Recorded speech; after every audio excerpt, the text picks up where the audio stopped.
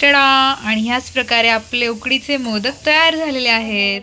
तर नमस्कार गाईज, आता आपण बनवणार आहोत उकडीचे मोदक. तर सारणासाठी लागणारं साहित्य: 2 वाटी किसलेलं खोबरं, सुंठ विलायची, 1 वाटी गूळ आणि थोडंसं आपलं तूप. आपण जितकं नारळ घेणार आहोत, म्हणजे जितकं आपलं नारळाचं किस आहे त्याच्या 1 पट कमी, म्हणजे दोन वाटी नारळ आहे तर आपल्याला 1च वाटी घ्यायचं आहे गूळ आणि त्याला आपल्याला मिक्स करायचं आहे.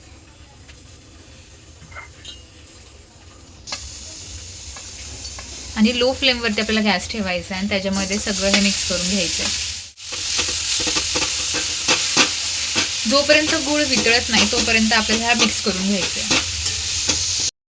आपण गूळ आपल्या आवडीप्रमाणे टाकायचा आहे. जितका आपल्याला जास्त गोड लागेल तितका गूळ जास्त टाकायचा आहे आणि जितका कमी लागेल तितका गूळ कमी टाकायचा आहे. बट हा रेशो आम्ही वापरतो कारण की आम्हाला हे मीडियम लागतं. सो 2 वाटी खोबरं, 1 वाटी गूळ. आपल्याला गूळ पूर्ण वितळवून घ्यायचा आहे. असं जरा थिक झालं पाहिजे ते. अशी कन्सिस्टन्सी झाल्यावरती आपल्याला त्यामध्ये आपली विलायची पावडर टाकायची आहे.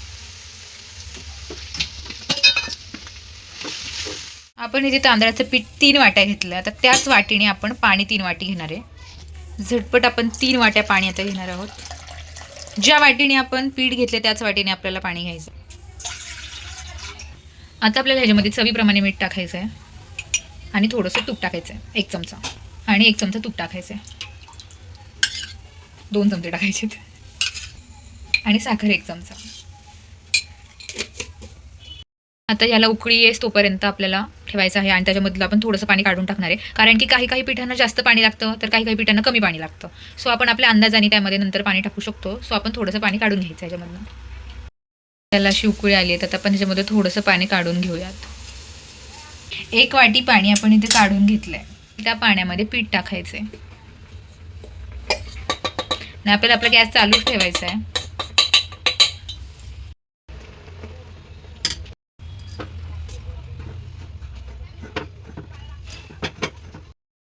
आपल्याला ह्याला 10 मिनिटं झाकून ठेवायचं आहे. 10 मिनिटं झाल्यावरती आपल्याला आता हे सगळं मिक्स करायचं आहे.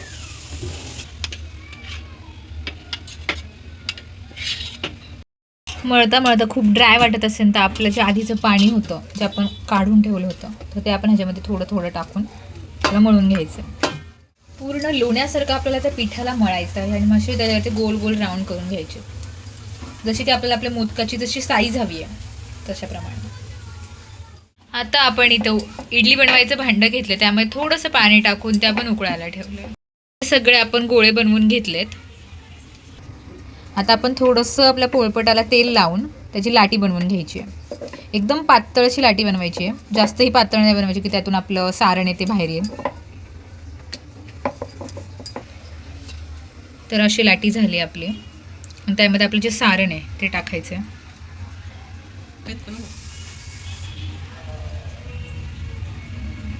आणि त्याचं आपल्याला असं करून ते पाकळ्या बनवायच्या आहेत. जो एक्स्ट्रा पार्ट आहे वरचा तो आपल्याला काढून टाकायचा.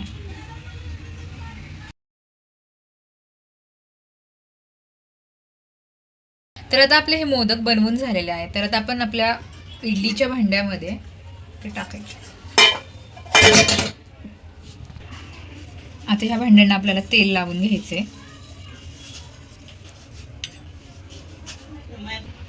आणि आपल्याला असे मोदक ठेवायचे त्याच्यामध्ये.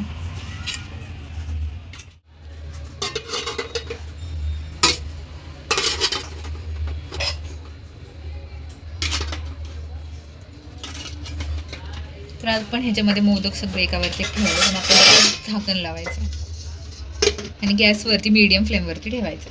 त्याचबरोबर आपण इथे इलेक्ट्रिक स्टीमरचा पण वापर करणार आहोत. आता आपण इलेक्ट्रिक स्टीमरच्या स्टँडमध्ये असे सगळे आपले मोदक ठेवलेले आहेत आणि आपण पाणी पण घेतलेलं आहे मीडियम लेवलमध्ये. आपण लावूया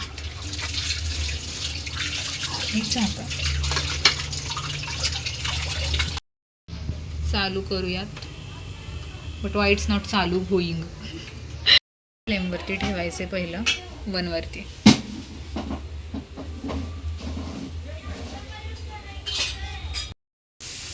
टडा. आणि ह्याच प्रकारे आपले उकडीचे मोदक तयार झालेले आहेत. आणि इथे माझ्या आईला भरोसा नाहीये की झालेत का नाही 21 मोदक म्हणून. 15, 16, 17, 18, 19, 20 आणि 21. ओके, आता विश्वास बसला. तर आपले 21 मोदक तयार झाले, थोडे एक्स्ट्रा झाले, बट हे आता आपण आपल्या बाप्पांना दाखवूयात नैवेद्य. Follow for more. बाय.